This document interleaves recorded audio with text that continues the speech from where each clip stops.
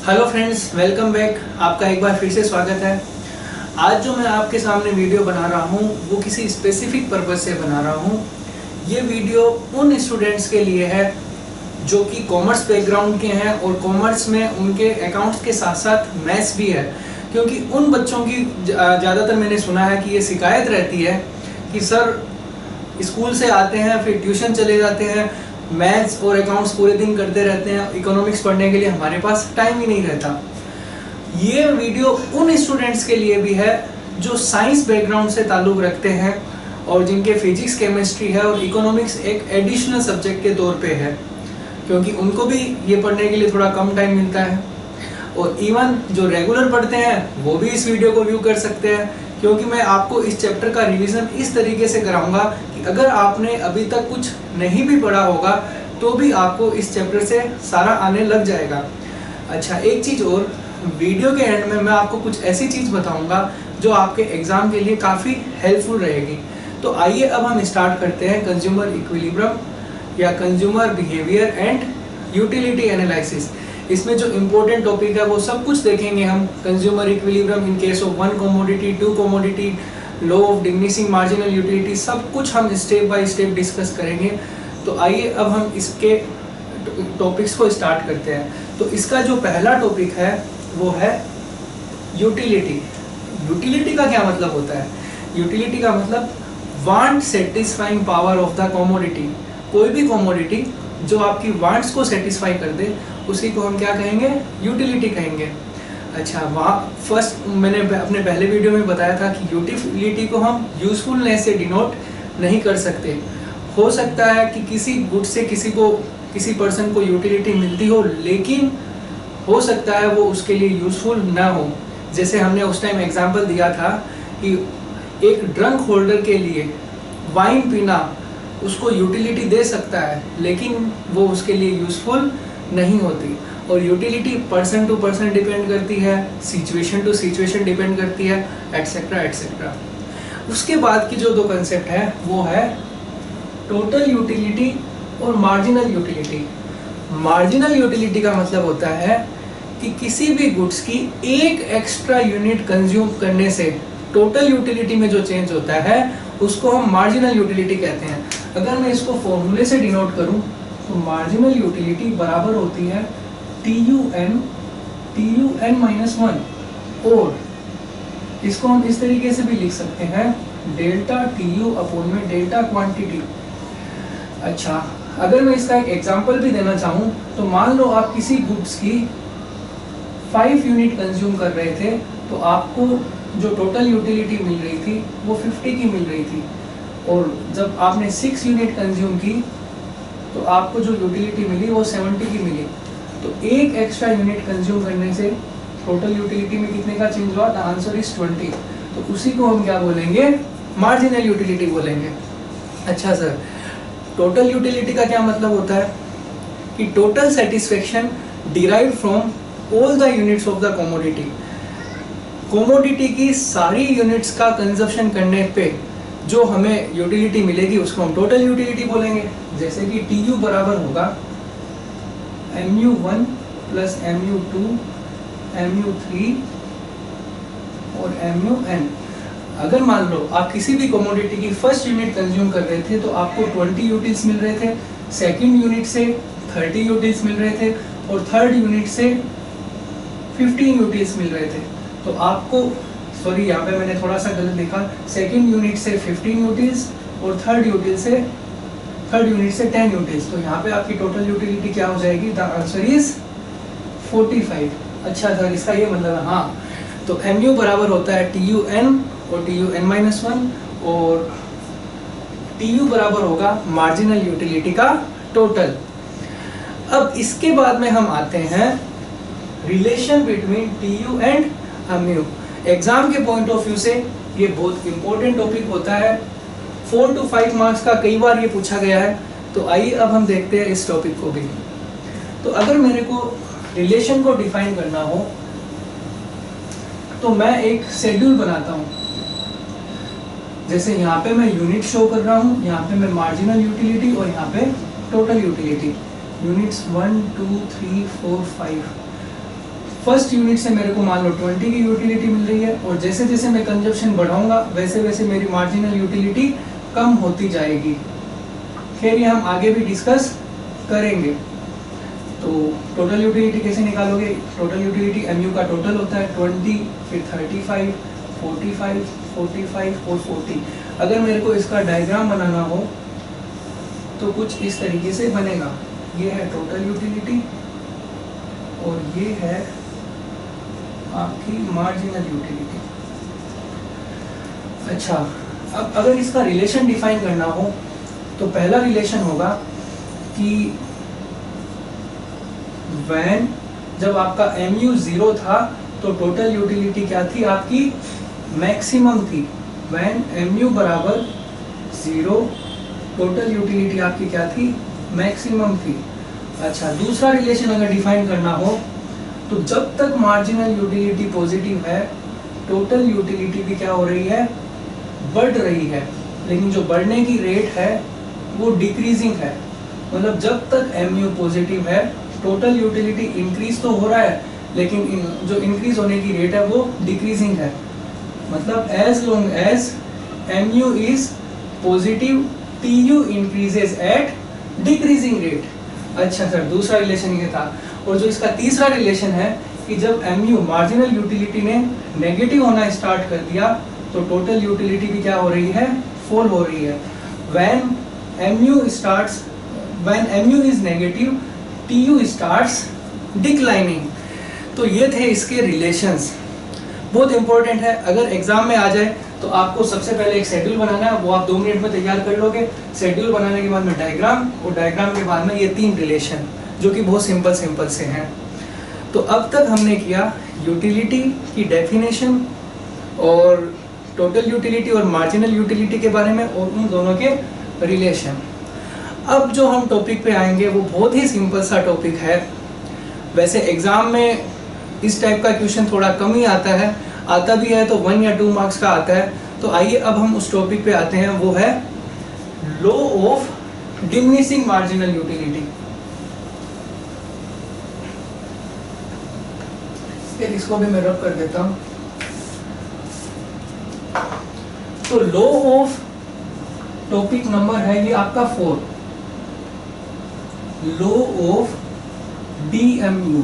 Short में मैं ये भी लिख सकता हूँ, डिमिनिशिंग मार्जिनल यूटिलिटी। जो हम अपनी लाइफ में हर बार ऑब्जर्व करते हैं कि जैसे जैसे हम किसी भी गुड्स के कंजप्शन को बढ़ाते हैं, गुड्स की एडिशनल यूनिट से मिलने वाली मार्जिनल यूटिलिटी कम होती जाती है।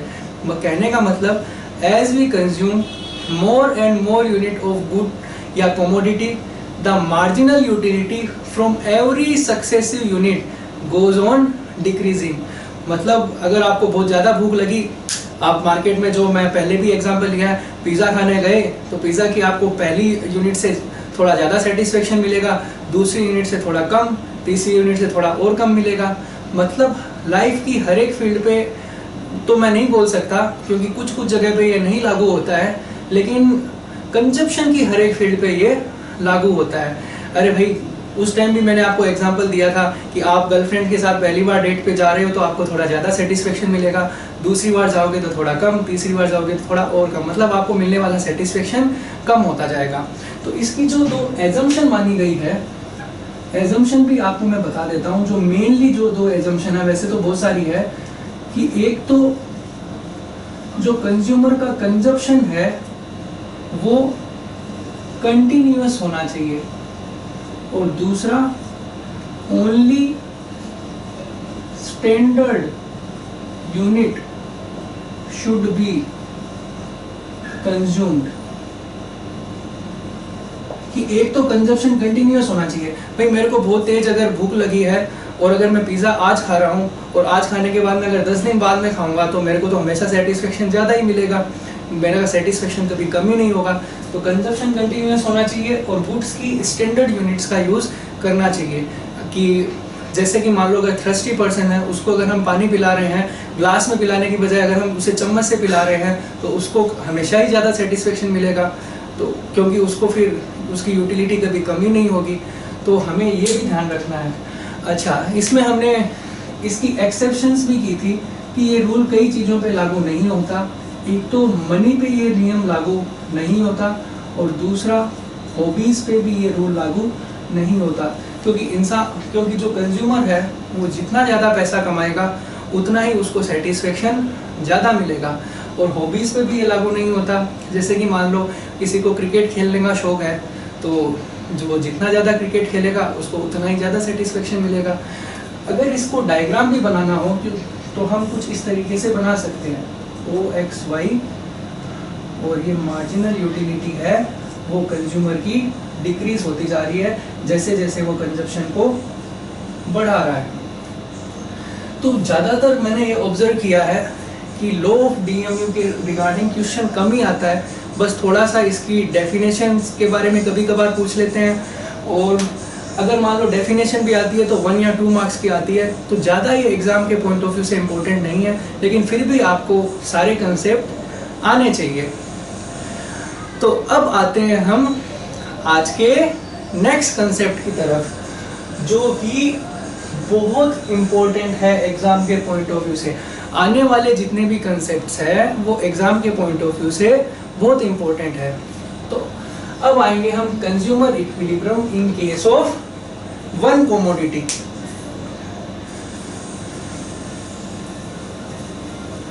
Topic number 5, consumer equilibrium in case of one commodity. जब भी हम कंज्यूमर इक्विलिब्रियम की बात करेंगे तो हम एक चीज जरूर देखेंगे कि कंज्यूमर इक्विलिब्रियम की सिचुएशन में तब होगा जब वो अपनी लिमिटेड इनकम को इस तरीके से खर्च करे कि उसको मैक्सिमम लेवल ऑफ सेटिस्फेक्शन मिल सके। और जब मैं बात करूंगा वन कमोडिटी की, तो इसका भी यही डेफिनेशन होगा कि consumer will be in equilibrium situation when he spend his entire income in such A way on one commodity so that he can get maximum level of satisfaction। तो इसकी जो कंडीशंस है, तो इसकी जो पहली कंडीशन है वो ये है कि MUX बराबर होना चाहिए PX के, और MU falls as consumption increases, कि मार्जिनल यूटिलिटी प्राइस के बराबर होनी चाहिए और MU फॉल होना चाहिए।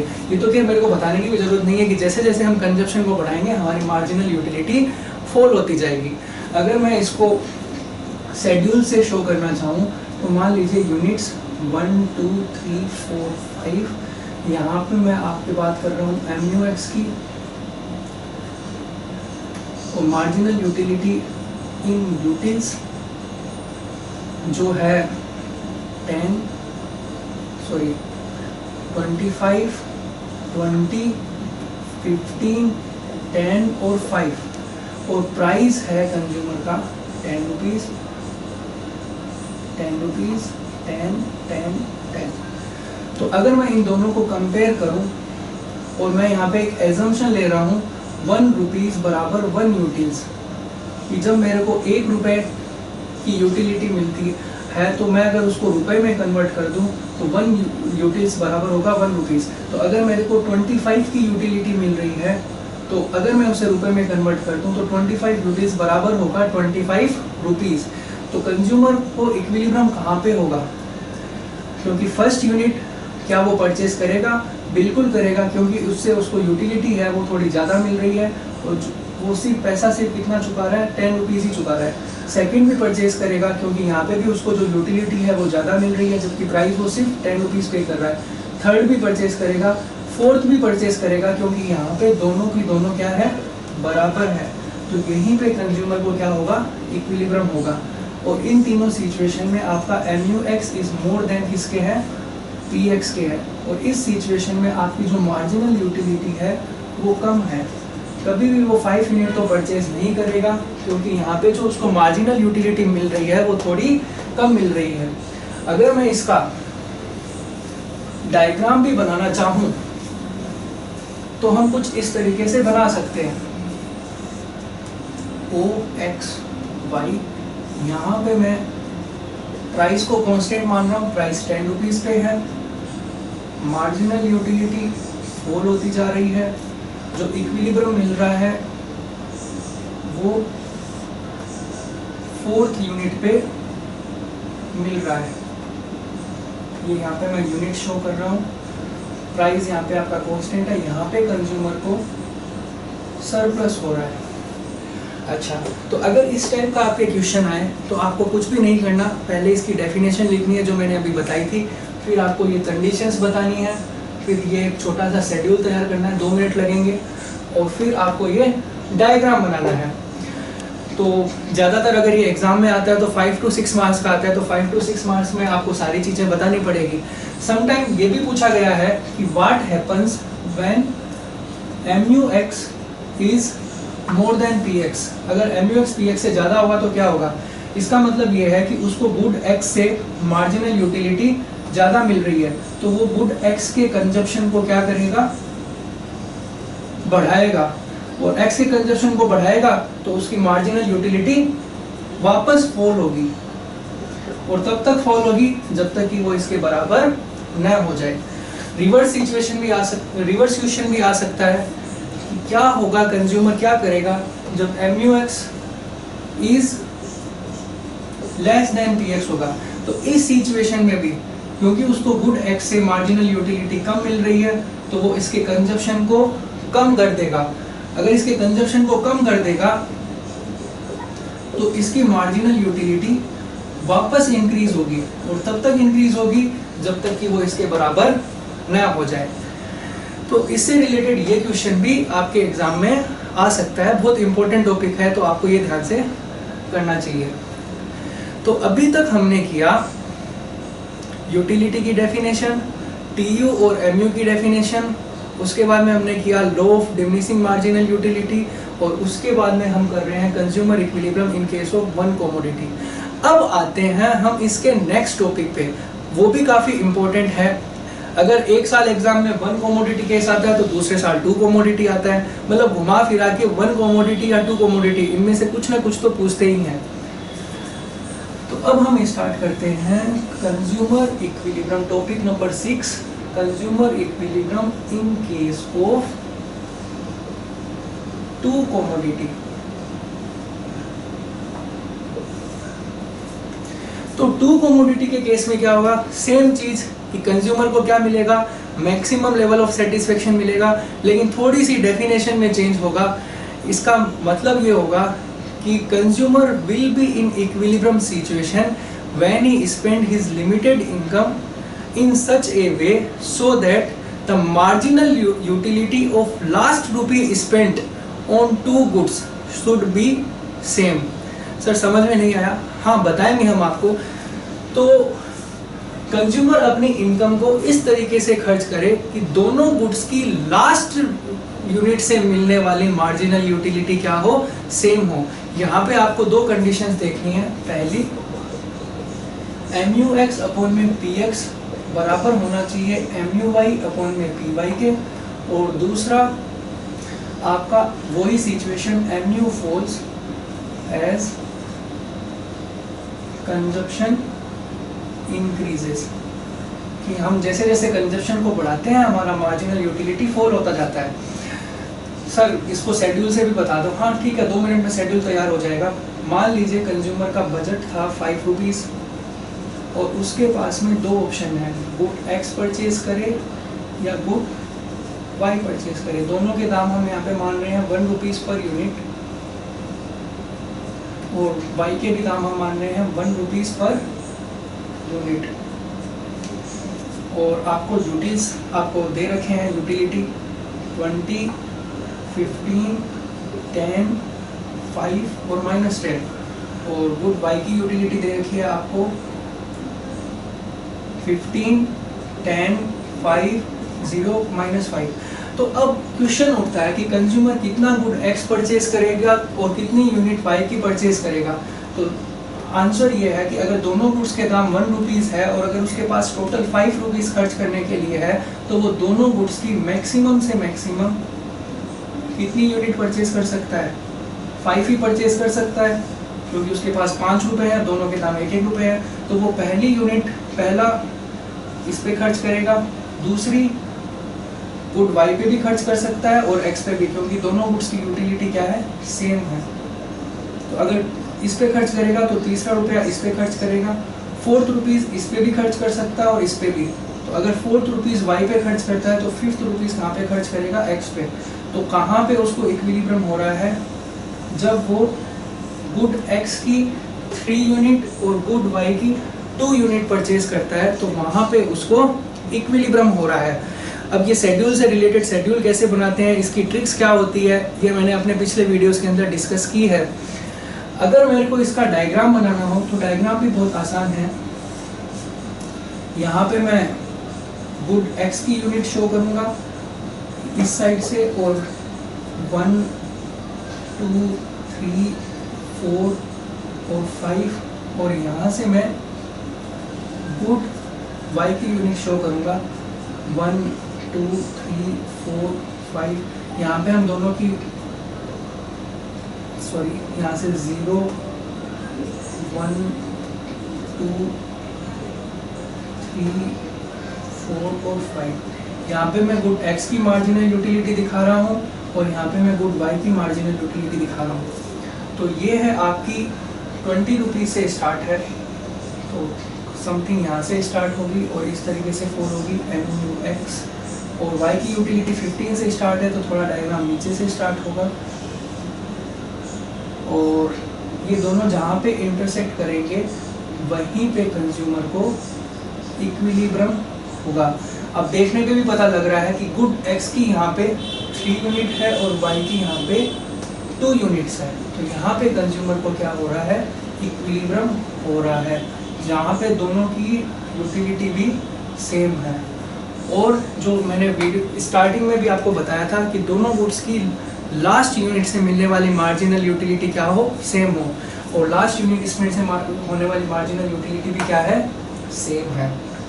अच्छा सर, तो ये था हमारा consumer equilibrium in case of 2 commodity. Sometime इससे रिगार्डिंग ये क्वेश्चन भी आता है कि what happens when MUX PX is greater than होगा MUY अपॉन में PY से।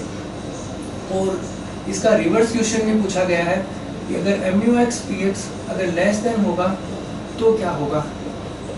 तो इसका आंसर सिंपल है कि अगर ये ज़्यादा होगा तो इसका मतलब ये है कि उसको गुड X से मिलने वाली मार्जिनल यूटिलिटी ज़्यादा है, तो वो गुड X के कंजप्शन को बढ़ाएगा, और बढ़ाएगा तो उसकी मार्जिनल यूटिलिटी वापस फॉल होगी, और तब तक फॉल होगी जब तक कि ये दोनों बराबर न हो जाए।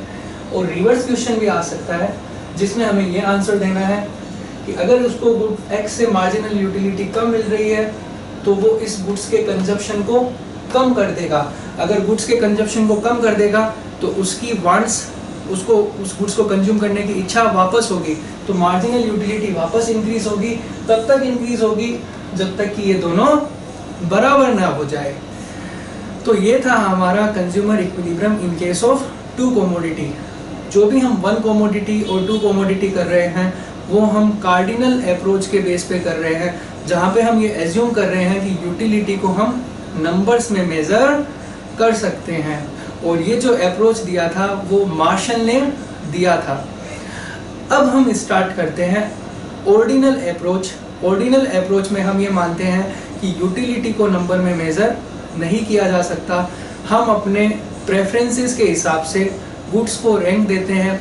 जो चीज़ हमें ज़्यादा अच्छी लगती है उसको हम ज़्यादा रैंक देंगे, और जो चीज़ हमें कम अच्छी लगेगी उसे हम कम रैंक देंगे।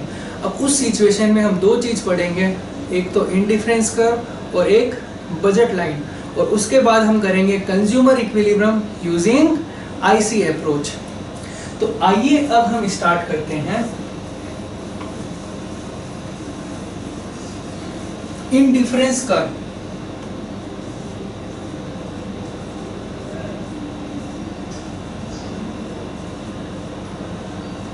इंडिफरेंस कर्व का मीनिंग ये होता है OXY good X good Y कि 2 गुड्स का कॉम्बिनेशन होता है जो कि कंज्यूमर को सेम लेवल ऑफ सेटिस्फेक्शन देता है। मतलब combination of 2 goods which gives the consumer same level of satisfaction। और कंज्यूमर इनडिफरेंट होता है कि वो कौन से कॉम्बिनेशन को चूज करे, मतलब क्योंकि सारे ही कॉम्बिनेशन से उसको सेम लेवल ऑफ सेटिस्फेक्शन मिलेगा, चाहे वो कॉम्बिनेशन ए चूज करे, चाहे वो कॉम्बिनेशन बी चूज करे, या फिर वो सी चूज करे, सभी से उसको सेम लेवल ऑफ सेटिस्फेक्शन मिलता है। तो वो बेचारा कंफ्यूज होता है कि वो कौन से कॉम्बिनेशन को चूज करे। तो एक चीज यहाँ पे और कि अगर उसको गुड एक्स का कंजप्शन बढ़ाना है तो वाई के कंजप्शन को घटाना पड़ेगा, अगर और बढ़ाना है तो वाई के कंजप्शन को और घटाना पड़ेगा। अब क्वेश्चन उठता है, सर यहाँ पे आपने दोनों गुड्स की यूनिट्स को क्यों नहीं बढ़ाया? अरे इसलिए नहीं बढ़ाया, अगर मैं दोनों गुड्स की यूनिट्स को बढ़ा देता तो कंज्यूमर कभी इंडिफरेंट होता ही नहीं, उसको हमेशा ज़्यादा ही सेटिस्फेक्शन मिलता। तो ये था हमारा इंडिफरेंस कर्व का मीनिंग। तो इसकी जो प्रॉपर्टीज होती है, पहली प्रॉपर्टी ये है कि IC curve is always convex to the point of origin। Most important है, मैंने अपने पिछले वीडियोस में भी आपसे डिस्कस की थी कि IC कर्व हमेशा क्या होता है, कॉन्वेक्स होता है।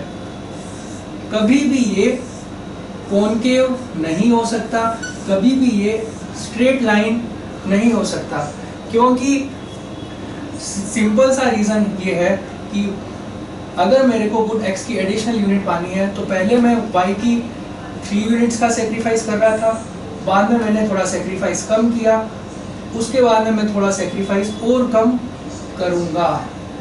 रीजन क्या है? Law of diminishing marginal utility. क्योंकि जैसे जैसे मैं गुड एक्स की कंजप्शन को बढ़ाऊंगा वैसे वैसे मेरे गुड एक्स के लिए मार्जिनल यूटिलिटी कम होती जाएगी। तो पहले मैं जो 3 यूनिट्स का सेक्रीफाइस कर रहा था, बाद में मैं थोड़ा और कम सेक्रीफाइस करूंगा और बाद में थोड़ा और कम सेक्रीफाइस करूंगा। तो ये थी इसकी पहली प्रॉपर्टी। और दूसरी प्रॉपर्टी की तरफ हम बढ़ते हैं।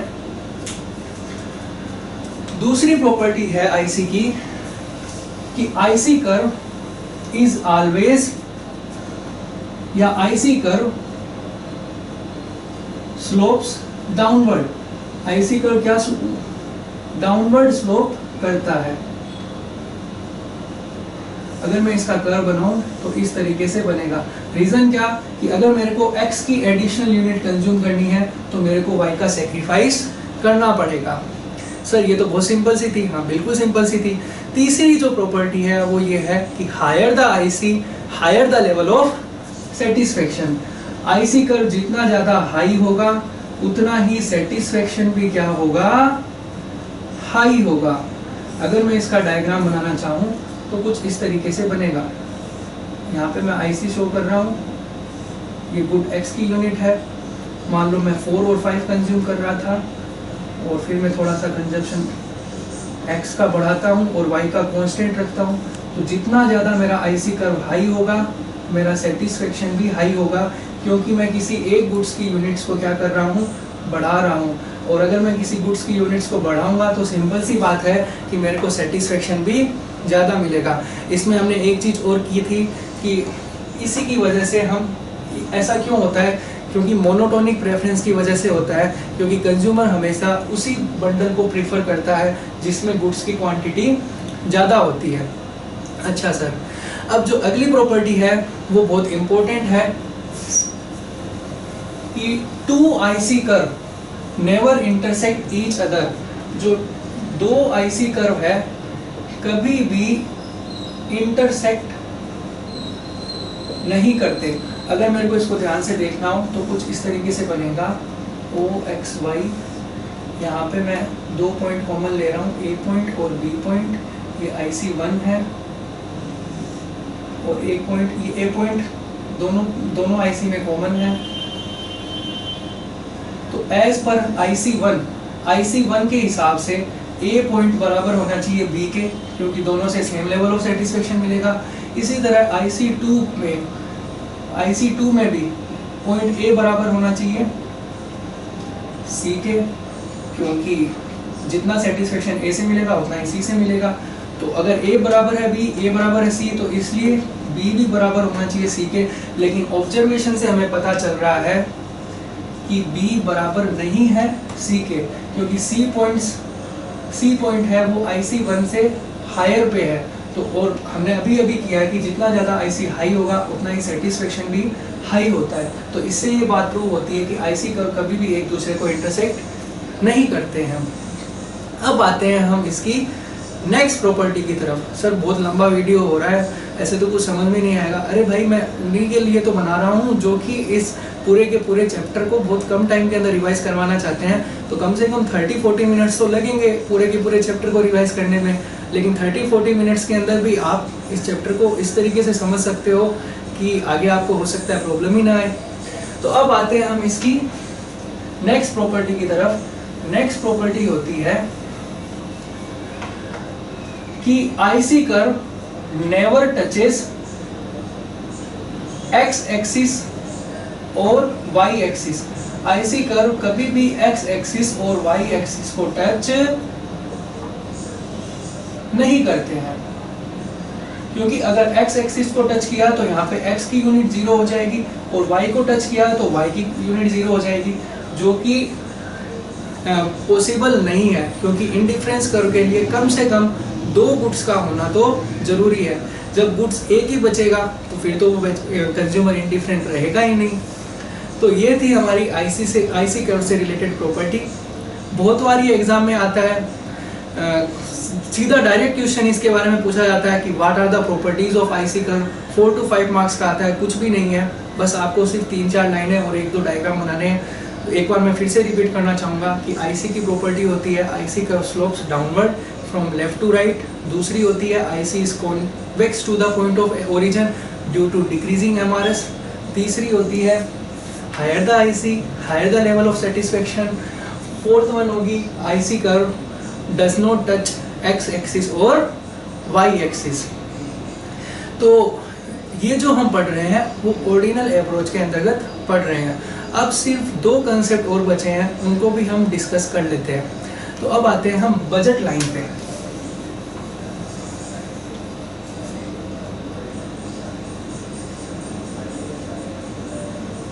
तो बजट लाइन का मैंने मतलब बताया था उस टाइम भी कि बजट लाइन का मतलब होता है कम्बिनेशन ऑफ 2 गुड्स। 2 गुड्स का कम्बिनेशन होता है जो कि ये शो करता है कि कंज्यूमर अपनी एंटायर इनकम उन्हीं 2 गुड्स पे स्पेंड कर रहा है। आपको 2 चीज़ दे रखी होगी, एक कंज्यूमर की इनकम दे रखी होगी और एक गुड्स के प्राइस दे रखे होंगे।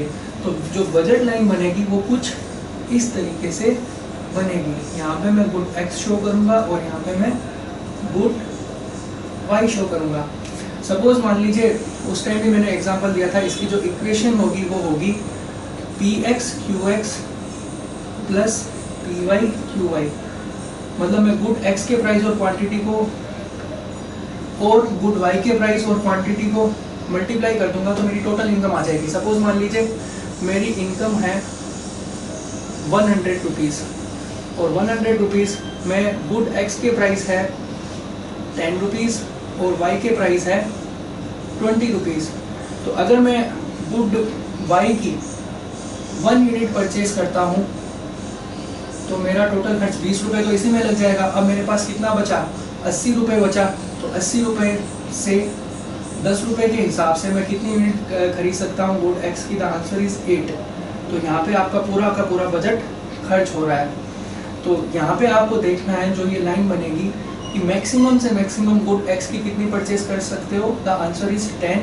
और Y की कितनी परचेज कर सकते हो 20 रुपीज़ के हिसाब से? The answer is 5। अच्छा, बाकी के जो कम्बिनेशन बनेंगे वो बीच के कम्बिनेशन बनेंगे जो हम पूरा का पूरा डिटेल से हम अपने पुराने वीडियोस में देख चुके हैं।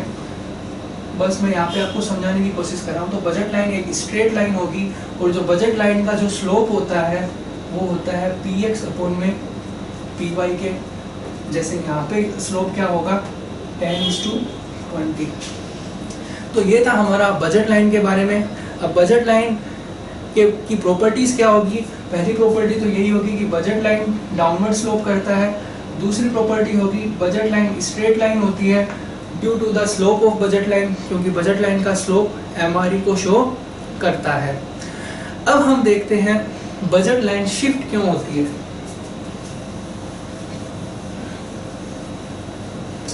तो शिफ्ट होगी, अगर कंज्यूमर की इनकम बढ़ जाएगी तो बजट लाइन आगे की तरफ शिफ्ट हो जाएगी, इनकम इंक्रीज हो जाएगी तो बजट लाइन राइटवर्ड शिफ्ट हो जाएगी, और अगर कंज्यूमर की इनकम डिक्रीज हो जाएगी तो बजट लाइन पीछे की तरफ शिफ्ट हो जाएगी, क्योंकि कंज्यूमर जो पहले क्वांटिटी परचेज कर रहा था उससे थोड़ी कम परचेज कर पाएगा।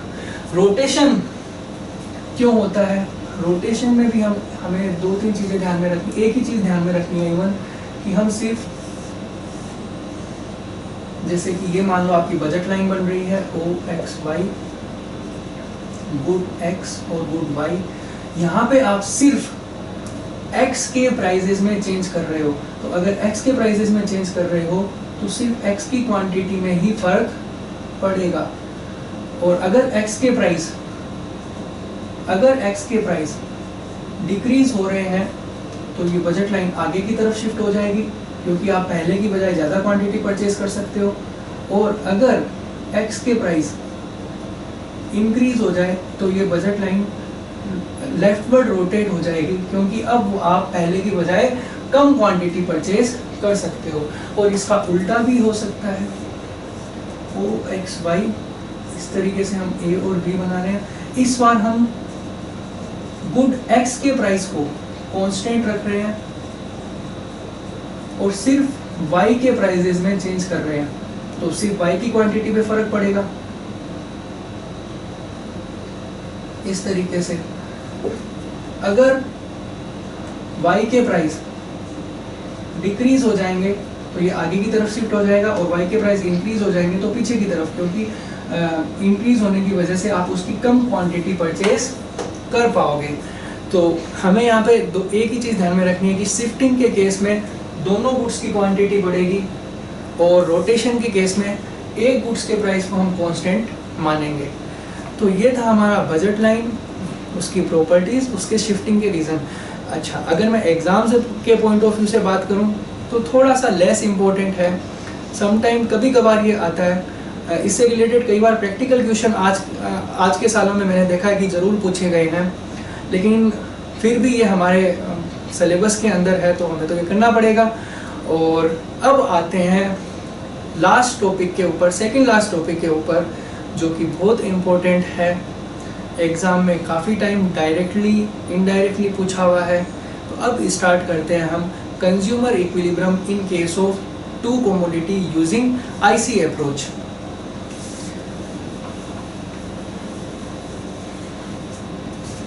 तो consumer equilibrium using IC approach किस तरीके से होगा?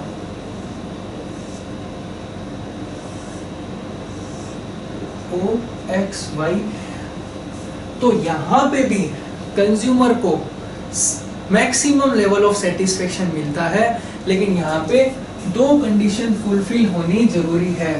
पहली कंडीशन तो ये है कि slope of IC should be equal to slope of budget line, और IC का स्लोप क्या होता है? MRS XY इक्वल होना चाहिए PX अपॉन में PY के। अच्छा, दूसरी जो आपको कंडीशन इसमें लिखनी है कि IC curve should be convex to the point of origin. IC curve जहां पे इक्विलिब्रियम होगा वहां पे क्या होना चाहिए? कॉन्वेक्स होना चाहिए।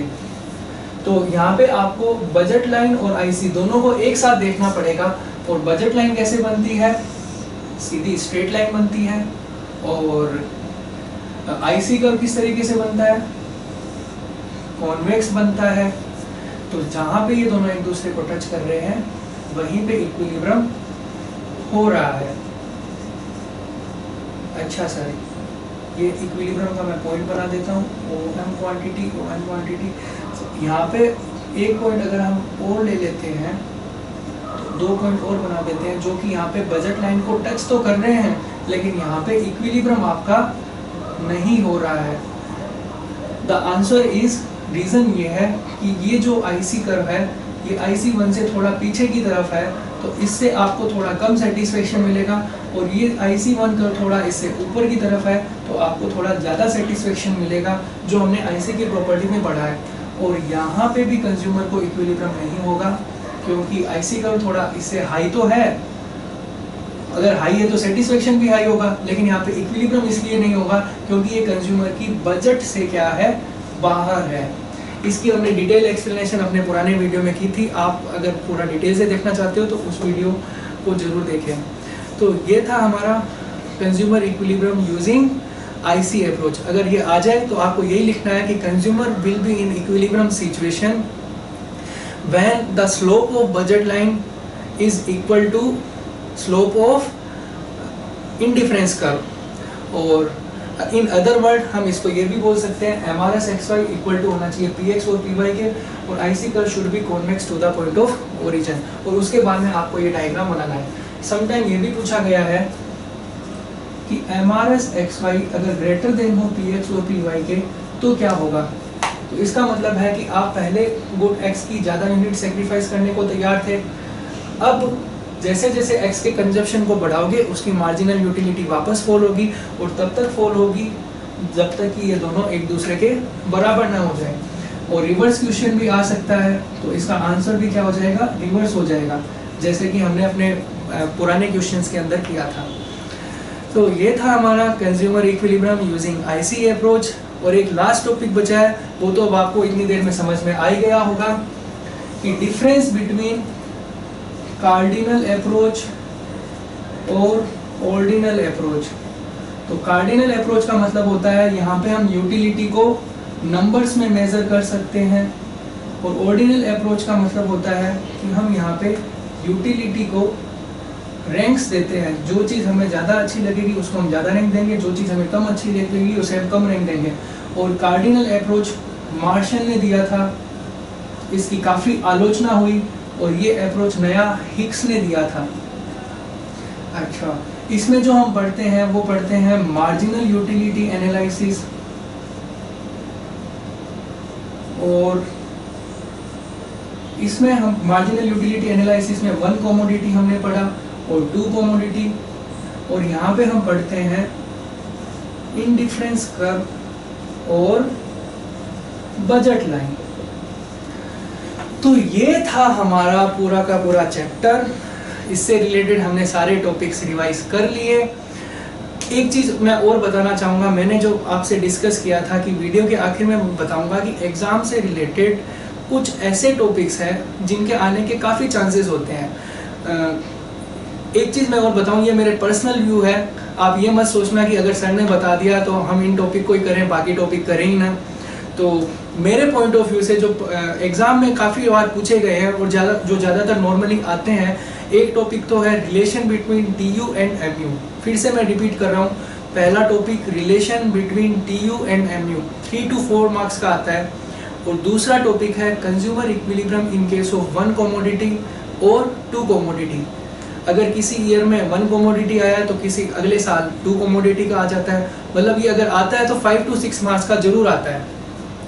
तीसरा है इंडिफरेंस कर्व की प्रॉपर्टीज, जो 3 से 4 मार्क्स की आती है, हर बार के एग्जाम में मैंने ये ऑब्जर्व किया है। बजट लाइन आने के थोड़े चांसेस कम होते हैं।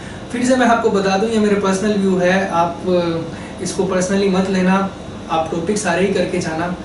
और लास्ट जो आता है consumer equilibrium using IC approach, ये भी 5 to 6 मार्क्स का पूछ ही लेते हैं। तो ज़्यादातर consumer equilibrium 1 commodity case, 2 commodity case, और consumer equilibrium using IC approach और इंडिफरेंस कर्व की प्रॉपर्टी से रिलेटेड क्वेश्चन पूछे जाते हैं। तो ये था हमारा पूरा चैप्टर। आई होप आपको ये वीडियो पसंद आया होगा। अगर आपको ये वीडियो पसंद आया तो प्लीज़ इसे लाइक कीजिए, सब्सक्राइब कीजिए, ज़्यादा से ज़्यादा शेयर कीजिए। नेक्स्ट वीडियो के अंदर जो हम चैप्टर करेंगे वो है डिमांड, बहुत इंटरेस्टिंग चैप्टर है। तो टिल देन हंसते रहिए, मुस्कुराते रहिए, और एक मैसेज जो मैं आप सबको देता हूँ कि पढ़ाई के साथ साथ खेलते भी रहिए, क्योंकि जितना ज़्यादा खेलोगे उतना ही जल्दी सीखोगे। टिल देन, थैंक यू बच्चों।